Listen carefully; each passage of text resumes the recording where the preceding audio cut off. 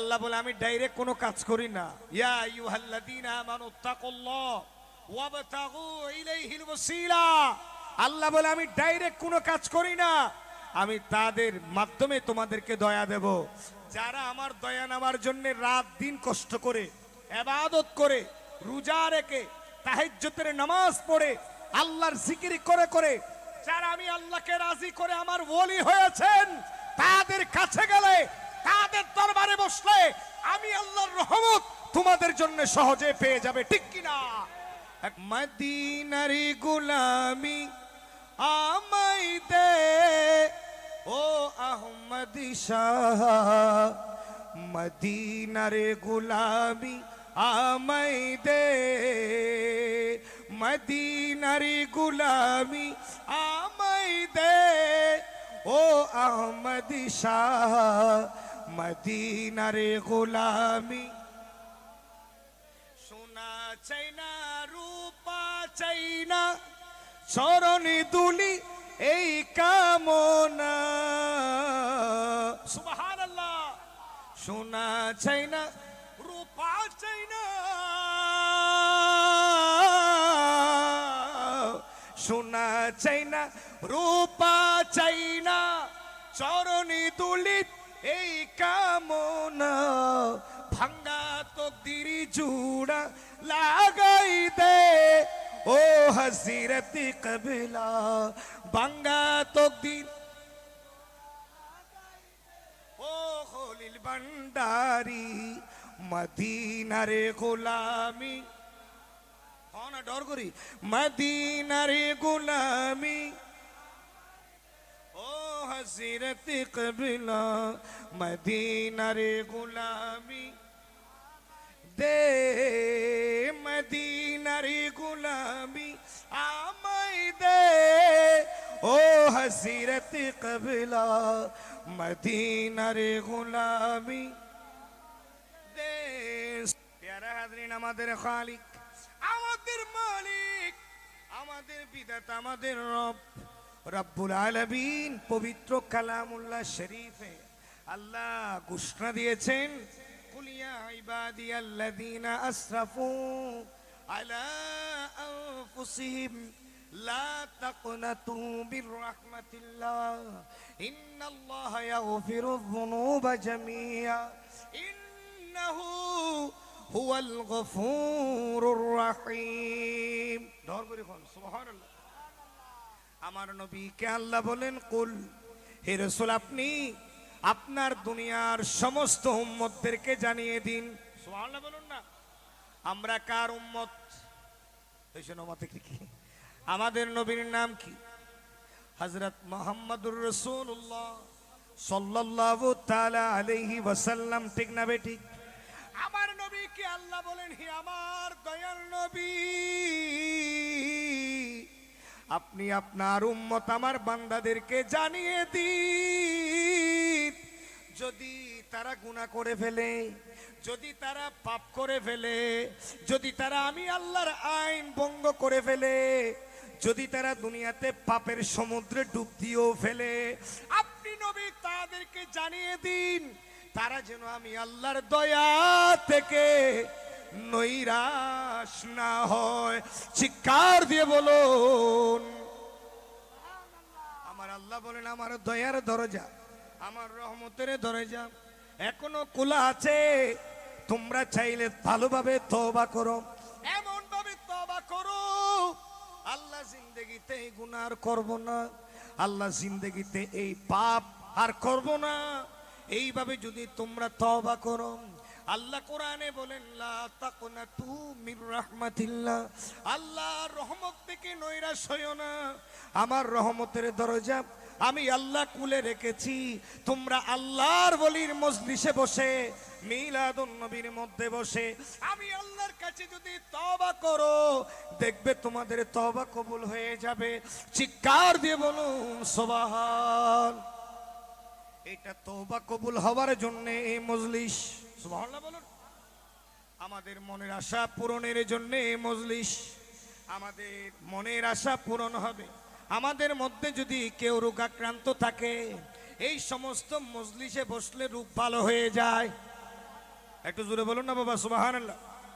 আমরা যদি কেউ গরিব মানুষ থাকি বাবারা, মানুষকে কোনোদিন পয়সাওয়ালা বানাতে পারে না, মানুষকে কোনোদিন দিয়ে শেষ করতে পারে না।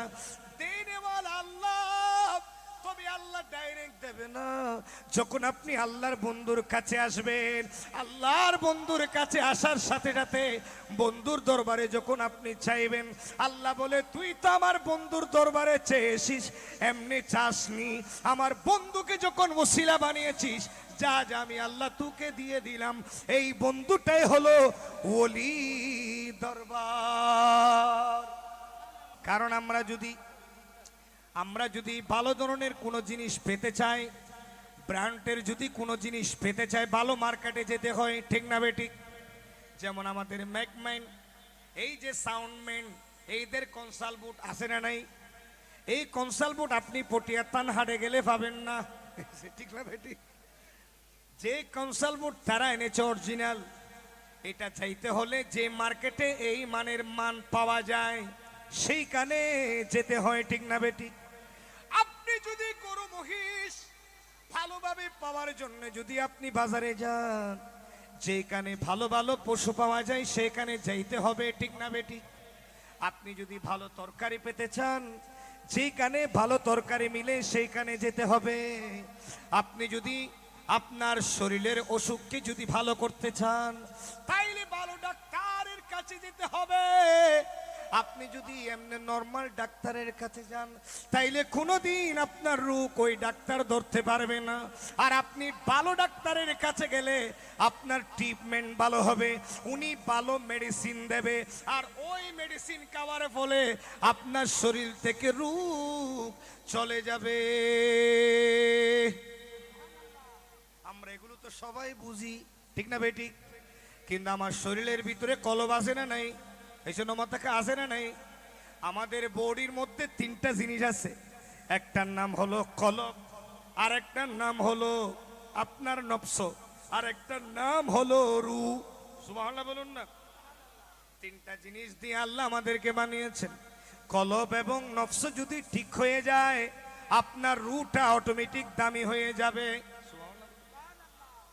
এই দুনিয়ার মুসলমান আশিকে বলি, আপনার রুটা বের হওয়ার সময় সুগন্ধিযুক্ত রু বের হবে, আপনার রুটা বের হওয়ার সময় সুবাসিত হয়ে বের হবে, আপনার রুটা বের হওয়ার সময় মেশকা আম্বরের সুগন্ধি হয়ে বের হবে।